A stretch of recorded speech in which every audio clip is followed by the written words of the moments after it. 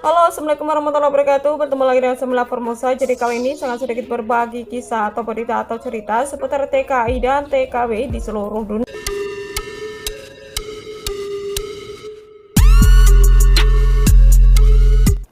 Berita yang pertama adalah heboh beredar berita tentang TKW Taiwan yang didenda 30.000 NT atau kisaran 15 juta rupiah karena ketahuan membawa turun jatah makanan dari pesawat. Begini fakta yang sebenarnya. Berita yang kedua adalah info penting bagi TKI Taiwan yang sudah habis kontrak selama 12 atau 14 tahun bisa memperpanjang hingga 6 bulan ke depan. Ternyata caranya sangat mudah dan sudah ratusan TKI yang melakukannya. Oke guys, sekarang kita langsung bahas berita yang pertama. Heboh beredar berita tentang TKW Taiwan yang didenda 30.000 NT atau kisaran 15 juta rupiah karena ketahuan membawa turun jatah makan dari pesawat. Begini fakta yang sebenarnya. Seorang TKW Taiwan cacal harus menelan pil pahit karena baru datang ke Taiwan sudah terkena masalah yang mengharuskan dia didenda hingga puluhan ribu NT. Dia ketahuan pihak bea cukai karena membawa jatah makanan berupa nasi ayam dari pesawat yang dimasukkan ke dalam kopernya. Hal tersebut merupakan pelanggaran peraturan bea cukai tentang pencegahan dan pengendalian penyakit menular pada hewan yang seharusnya dikarantina dan harus mengisi formulir pengajuan. Sesuai hukum di Taiwan, bagi yang melanggar akan dikenakan denda sebesar 30.000 NT atau kisaran 15 juta rupiah. Menurut pihak bea cukai bandara, apabila cacal berjalan di jalur merah dan mengisi formulir tentang barang bawaan, kemungkinan ia akan lolos dan tidak akan dikenakan denda. Akan tetapi, cacal berjalan melalui jalur hijau atau bebas pengajuan bea cukai, akhirnya ia justru ketahuan. Dilansir dari Liberty Times Net, tanggal 12 bulan 5 2020, Cacal mengatakan ia merasa tidak enak badan ketika di pesawat. Rencananya makanan tersebut akan dimakan ketika turun dari pesawat sebelum keluar dari bandara. Tidak disangka sebelumnya, petugas pemeriksaan bea cukai mengetahuinya dan ia pun tidak bisa mengelaknya sehingga selain didenda, ia juga tidak punya kesempatan untuk makan yang ia bawa tersebut. Sementara itu, pihak kejaksaan tidak percaya dengan pernyataan Cacal di atas. Menurutnya, Cacal bekerja di Taiwan sudah 10 tahun lebih dan sudah berkali-kali keluar masuk Taiwan, serta pandai berbahasa Inggris.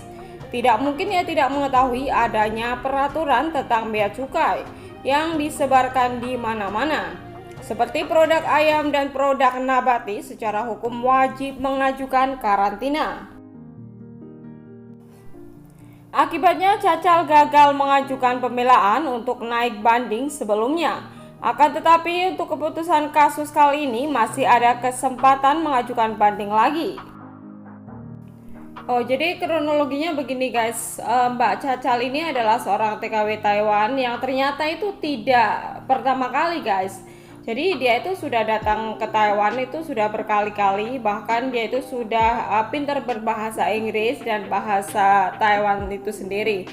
Dan kebetulan waktu dia datang ke Taiwan, dia itu lagi tidak enak badan begitu ya, lagi tidak enak badan, dia tidak ada selera makan. Dan setelah dapat jatah makanan, dia simpen gitu, dia simpen di dalam kopernya. Dan dia berpikir nanti kalau misalkan turun dari pesawat baru dia nanti akan makan di ruang tunggu tersebut. Nah, kebetulan menunya itu nasi ayam. Jadi ada ayamnya di situ, guys. Nah, setelah dia turun dari pesawat, itu dia kan lewat bea cukai, guys.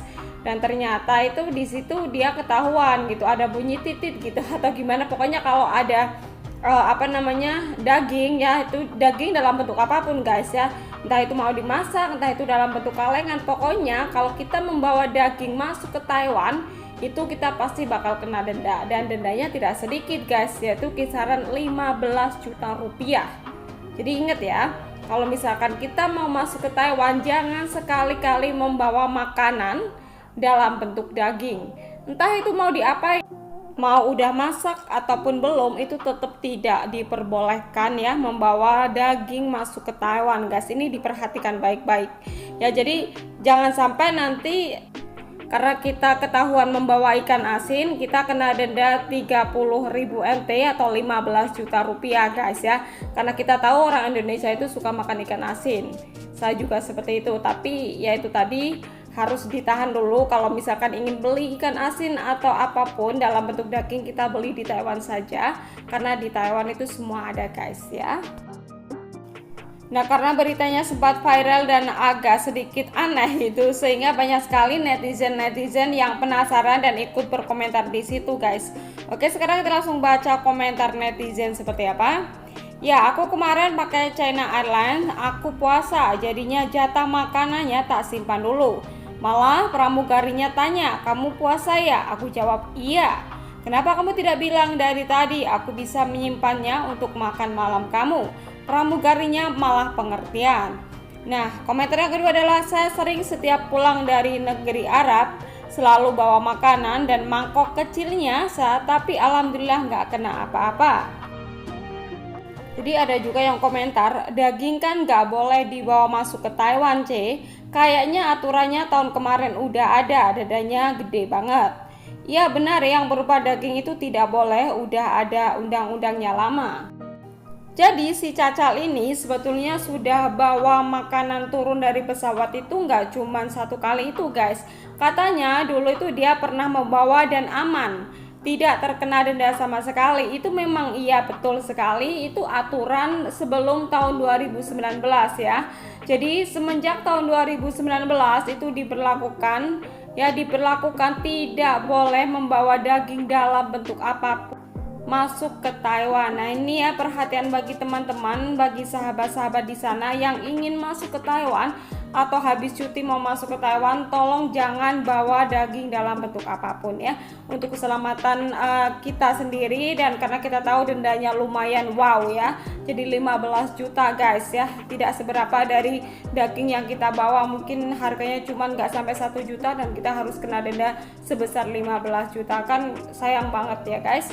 Nah itu tadi ya guys berita yang pertama. Oke, sekarang kita langsung bahas berita yang kedua. Info penting bagi TKI Taiwan yang sudah habis kontrak 12 atau 14 tahun, bisa memperpanjang hingga 6 bulan ke depan. Ternyata caranya sangat mudah dan sudah ratusan TKI yang melakukannya. Nah kita tahu ya guys bahwa kita bekerja di Taiwan itu dibatasi ya. Jadi dibatasi maksimal itu 12 sampai 14 tahun saja. Setelah itu kita tidak boleh untuk bekerja di Taiwan lagi guys.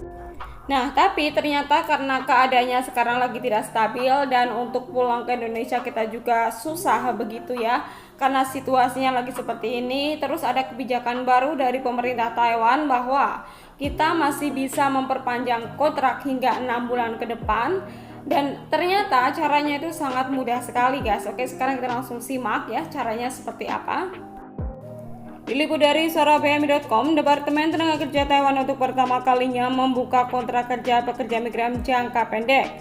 Kalau yang kita pahami selama ini satu kontrak kerja berdurasi 2 hingga 3 tahun.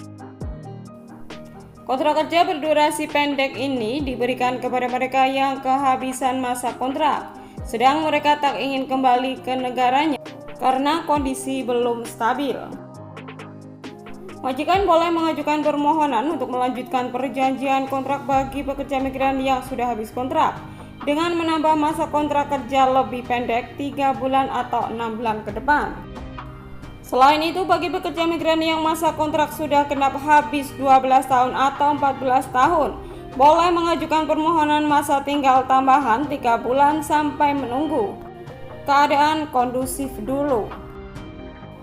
Nah, bagi kamu yang berada di Taiwan, manfaatkan momen ini. Jika kontrakmu habis, jangan keburu pulang. Karena jika kamu memaksa pulang, kamu tidak akan bisa kembali lagi ke Taiwan. Sudah ada ratusan PMI yang menambah kontraknya ya di masa-masa sekarang ini. Dan jika kamu berminat, kamu bisa berbicara dengan majikanmu agar ia mengurus penambahan kontrakmu. Untuk pekerja majikan dapat melamar ke Kementerian Perburuhan untuk perpanjang 3 bulan setiap kali kontrak akan habis dan terus bekerja di Taiwan selama periode pencegahan. Dilansir dari China Times, Depnaker Taiwan memberlakukan perpanjangan kontrak darurat ini sejak 17 Maret hingga 17 Juni mendatang. Dan jika ada perkembangan baik, maka program ini akan dihapus kembali. Menurut statistik dari Kementerian Tenaga Kerja pada akhir Februari tahun ini, masih ada lebih dari 719.000 pekerja migran di Taiwan. Pada akhir Maret ada 718.531 pekerja migran. Penurunan ini jarang terjadi di Taiwan.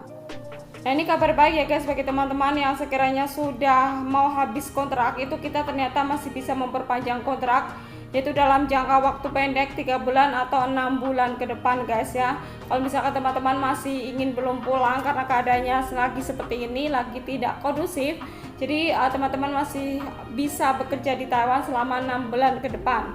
Tapi ya itu tadi syaratnya harus sang majikan lah yang meminta perpanjangan kontrak tersebut. Atau apabila teman-teman bingung, itu bisa langsung nyuruh agensi saja untuk mengurusnya guys ya.